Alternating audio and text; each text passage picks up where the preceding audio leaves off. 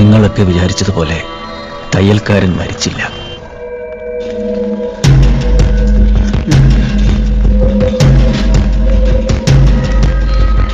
തയ്യൽക്കാരൻ endosulfan കഴിച്ചത് ശരിയോ തെറ്റോ?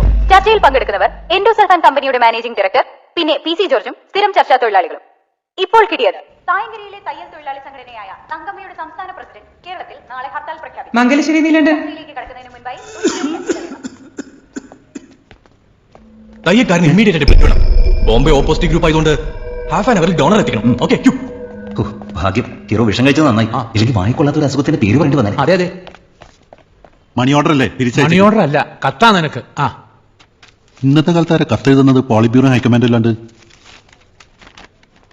കൂട്ടുകാരൻ ടെലഗ്രാം അടിക്കാൻ പോസ്റ്റ് ഓഫീസിൽ ചെന്നപ്പോഴാ അതും നിരോധിച്ച വിവരം അറിഞ്ഞത്. ഈ സിനിമയിൽ നിന്ന് എന്നെ ബാൻ ചെയ്യുന്നതിന് മുമ്പ് കിട്ടിയ ഒരു രഹസ്യം എന്റെ കയ്യിലുണ്ട്. തയ്യൽക്കാരന് സുമതിക്കും Bombay O positive blood group ആണെന്നുള്ള